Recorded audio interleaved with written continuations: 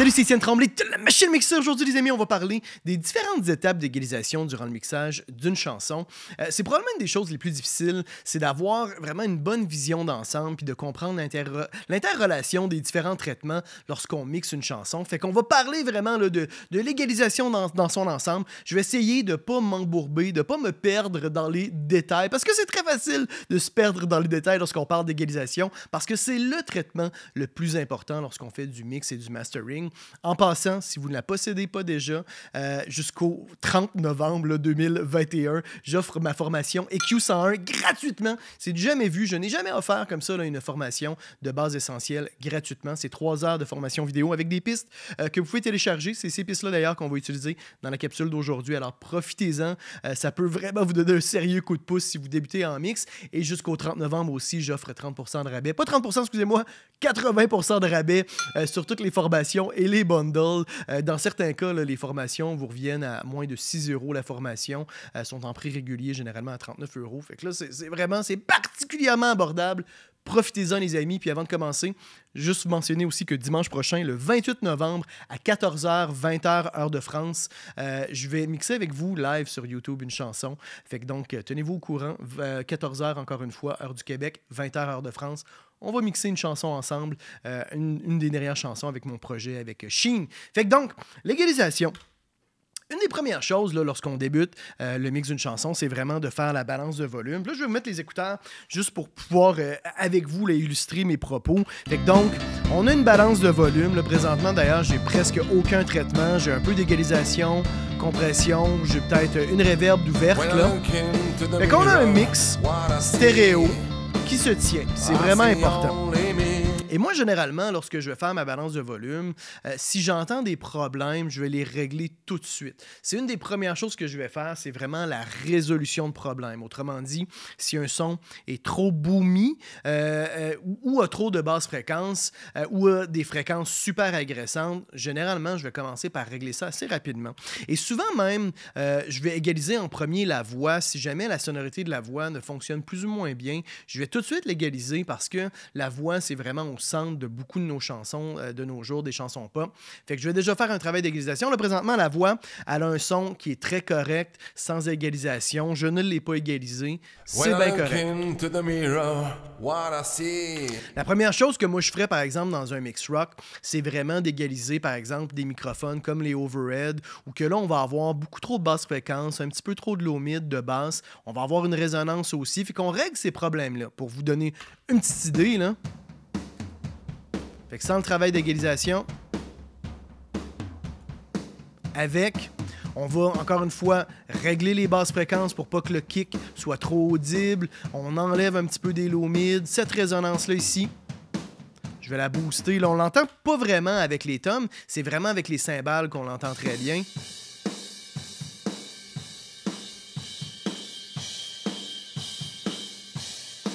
On va généralement réduire ces bandes de fréquences-là. Ça, après ça, les fréquences comme les résonances, là, je vais me taire pendant un instant. Là. Vous voyez? On va essayer de faire le nettoyage de ces choses-là.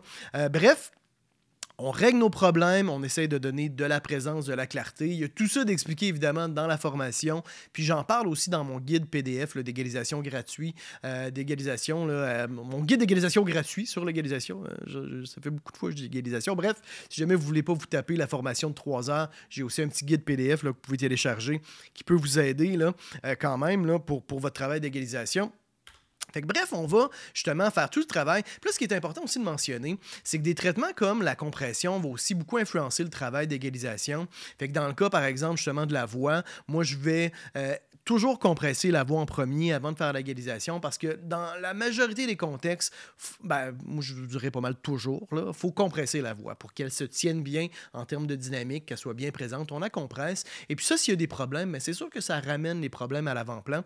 Fait que c'est beaucoup plus facile de faire l'égalisation d'une voix une fois qu'elle est compressée que sans la compression. Comme ça, on peut vraiment ajuster notre égalisation en contexte avec la voix compressée. Puis ça, toujours garder en tête quand vous faites vos égalisations, votre égalisation des différentes pistes en solo, toujours ajuster en contexte parce qu'on n'est pas en train de faire un album de room, de batterie solo. Faut que ça sonne bien dans l'ensemble. Là, je parlais justement de la compression. Un bon exemple de ça, c'est des microphones comme la Room, comme ça, qu'on va vraiment comme bien écraser, qu'on va bien crasher lorsqu'on fait le mix de la batterie. Ben là, les problèmes vont ressortir beaucoup plus. Puis il y a des problèmes comme dans les autres qu'on va vouloir filtrer pour ne pas que ça sizzle et que ça soit all over the place. Là. On va écouter justement notre Room. Je vais enlever le compresseur. Là, ici, justement, la résonance, on l'entend très bien sur la Room. On peut l'enlever. Les hautes. On ne veut pas avoir ces hautes-là. Si j'embarque le compresseur, ça ferait une batterie qui aurait beaucoup trop de hautes un peu partout. Puis ça, on va filtrer les hautes parce que, de toute façon, les hautes, moi, je les ai sur les microphones de overhead. On a déjà une belle présence des hautes. On n'a pas besoin, avec, justement, nos microphones de Room, d'avoir encore plus de hautes. Parce que là, on se ramasse avec des hautes qui font un petit peu tout partout. Fait qu'il y a toujours un aller-retour qu'on doit faire. Une fois qu'on a mixé notre batterie, notre basse, nos guitares, notre voix, qu'on les a égalisées, moi, je reviens toujours en arrière pour égaliser ma batterie parce qu'une fois que j'ai égalisé ma basse, mes guitares, les traitements que j'ai faits sur ma batterie, généralement, je vais devoir les ajuster, des fois les pousser un petit peu plus loin, surtout pour les boosts, par exemple, dans les hautes, parce que là, mes guitares, mes basses vont être beaucoup plus présents, vont être plus punchés, et puis là, ils vont créer un effet de masque aussi sur les autres instruments que je vais avoir traités préalablement. Fait que ça, c'est très important.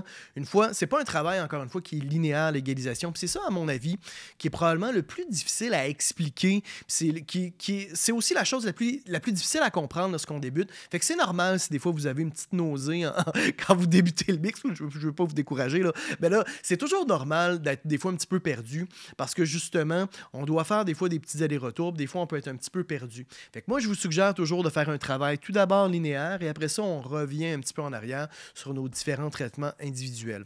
Puis une fois qu'on a justement mixé nos différents instruments, l'égalisation, souvent, encore une fois, on fait notre compression, réverbération, distorsion, on ajuste notre travail d'égalisation en conséquence.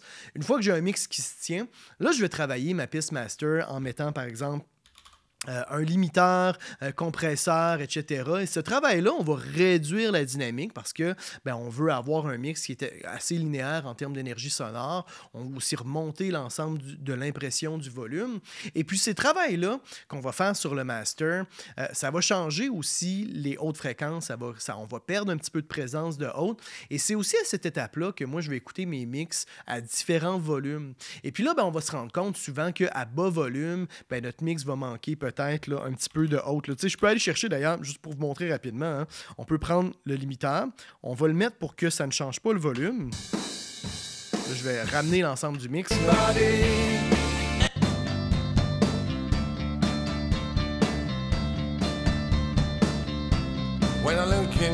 Là, j'ai enclenché le 1 pour 1, comme ça, le volume reste toujours le même. Si je donne 9 dB puis j'ai réduit beaucoup la dynamique avec le limiteur, ça ne change pas le niveau de sortie. Là.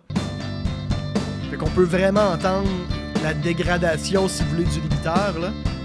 When I look into the mirror, what I see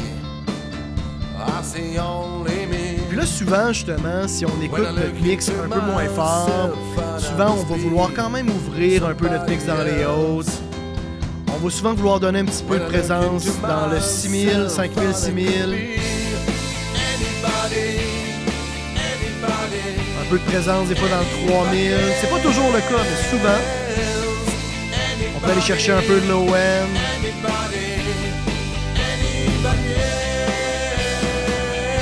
Si on écoute avec et sans les cues, je prends 2 secondes pour le faire, vraiment juste pour l'exemple. Là.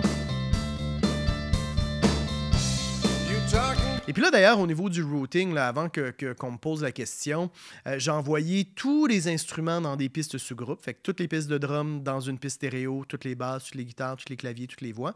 Et toutes ces pistes-là, je les envoie dans une piste stéréo. Un autre sous-groupe, dans le fond, que j'appelle le mix bus. Pourquoi? Parce que Si on importe une piste de référence, une chanson qu'on veut écouter pour comparer notre mix, ce qui est vraiment important de le faire parce que notre perception à chaque jour change. Tous les professionnels utilisent des pistes de référence. Je ne veux pas que ma piste de référence, si je mettais mes traitements sur la piste master, sur le stereo out, ben là, ma référence aussi aurait les traitements du stereo out. Fait que j'utilise comme ça une piste Mixboss pour vraiment pouvoir faire des traitements individuels. Puis là, ben, une fois justement qu'on a fait notre traitement sur notre Mixboss stéréo, c'est là que moi, je vais revenir sur les pistes des sous-groupes. Et c'est le traitement des sous-groupes qui va nous permettre d'aller chercher la petite coche supplémentaire pour que nos mix soient vraiment professionnels. C'est là que je vais aller chercher, par exemple, un EQ que moi, je vais avoir utilisé, que je ne vais pas avoir utilisé dans l'ensemble du mix. Comme de ce temps-ci, moi, j'aime beaucoup aller chercher l'EQ. Le Citral, qui est vraiment très, très cool, qui est un EQ fait par Arturia. Vraiment un bel EQ qui a comme une coloration super forte, vraiment de mordant. Puis là, ben, je vais des fois, par exemple, booster un petit peu les hautes sur la voix avec cet EQ-là qui est super coloré. Ça va faire que les voix vont ressortir. Un autre EQ que j'utilise souvent pour ce genre d'utilisation-là, c'est le MAG, qui est super cool aussi. Sur la batterie, moi, j'aime beaucoup utiliser le TG Mastering de Waves, qui donne une belle couleur qui est vraiment intéressant. On a plein d'EQ comme ça, qui sont des fois des EQ faites pour le mastering, ou c'est tout simplement des EQ qui ont encore une fois une coloration harmonique qui est vraiment très présente. Là. Ça peut être super intéressant. Là. Il y avait aussi un EQ fait par, je ne sais pas si je l'ai d'installer, fait par Sound Toys, qui est super cool aussi. Bref, il y en a plusieurs comme ça. On peut aller chercher aussi des fois des émulations de consoles, comme ici, là, le Pré 1.73, qui va aussi rajouter de la distorsion. Fait que ce travail-là des sous-groupes, encore une fois, moi, je vais le faire après le traitement sur les pistes individuelles puis sur la piste master. Puis là, ben, on est vraiment dans un travail où on se recule. À la place de revenir toujours individuellement, on essaye de travailler vraiment les différents groupes. Si jamais ma batterie, des fois, rentre trop en conflit avec ma basse, ben là, on peut aller chercher un EQ, par exemple, comme le Pro Q, puis on peut peut-être potentiellement filtrer les basses fréquences si on ne l'a pas déjà fait en amont pour filtrer vraiment les très, très, très basses fréquences pour que le kick ait un petit peu plus de punch, des choses comme ça, là, des petits éléments comme ça. Si, mettons, notre batterie, encore une fois, rentre un petit peu trop en conflit avec la voix, ben là, je peux, sur l'ensemble de la batterie, enlever peut-être un petit peu de mid comme ça, ou utiliser un EQ dynamique pour que les coups de snare dans les mids soient moins présents. Bref, on se recule un petit peu dans notre perception puis dans notre vision du mix. Puis c'est plus facile qu'à ce moment-là, vraiment y aller individuellement parce que, encore une fois, l'interrelation, c'est toujours un peu compliqué. Et puis là, on réduit un petit peu le nombre, justement, de pistes sur lesquelles on travaille puis qui vont avoir une interrelation. Fait que ça, c'est vraiment intéressant. Puis ben, on peut faire aussi, évidemment, des traitements de compression et autres, utiliser des plugins comme le Enflater pour faire de la stimulation harmonique. J'ai aussi, d'ailleurs, une formation uniquement sur le mix des sous-groupes parce que c'est, à mon avis, cette étape-là qu'on va chercher la petite dernière coche là, au niveau de l'égalisation du travail de compression. Fait qu'encore une fois, travail individuel sur les différentes pistes, on essaye de faire ça de façon relativement linéaire. Une fois qu'on a passé sur l'ensemble des pistes, on revient au début sur nos traitements, on voit s'ils sont toujours pertinents. Par la suite, on travaille notre mix stéréo et si pour donner la petite dernière coche, on travaille nos sous-groupes. Et puis à partir de là, ben, on exporte notre mix, puis on l'écoute sur différentes plateformes, sur différents postes d'écoute, puis on voit si ça fonctionne ou non. Puis généralement, moi, à cette étape-ci, je vais uniquement faire des corrections sur soit sur les sous-groupes ou sur l'ensemble du mix avec le Mixboss. Très souvent, je ne vais pas nécessairement revenir en arrière. Ça peut arriver évidemment qu'on revienne sur les pistes individuellement, mais idéalement, on essaye de garder notre vision d'ensemble pour ce travail-là. Fait que voilà, j'espère que cette capsule vous a aidé à mieux comprendre un petit peu l'ensemble du processus là, de travail de mixage, d'égalisation. Encore une fois, allez télécharger EQ101 si vous ne l'avez pas fait. Ça va certainement vous aider. Ces 3 heures-là en ma compagnie vont vraiment vous donner des bases solides. Après, il y a toutes les formations aussi de Mix Masterclass qu'on mixe ensemble une chanson, qu'on vient mettre vraiment en relation tous ces différents éléments-là. C'est aussi des formations qui, à mon avis, sont importantes parce que ça vous permet vraiment de voir comment on va utiliser justement toutes ces différentes techniques-là, tous les différents traitements, tous les différents outils en contexte de mix là, pour avoir un mix qui est cohérent. Fait que ça peut vraiment vous aider. Bref, si jamais vous avez des questions sur les formations, n'hésitez pas à me les poser. BF 2021 pour 80% de rabais.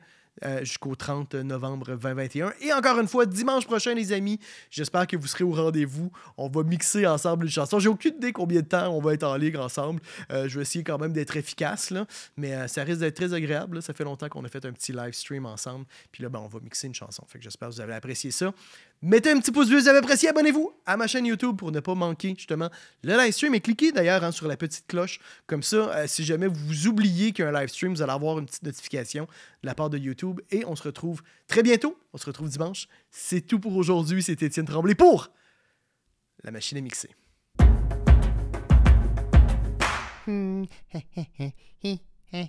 Abonne-toi. N'aie pas peur. Allez, clique.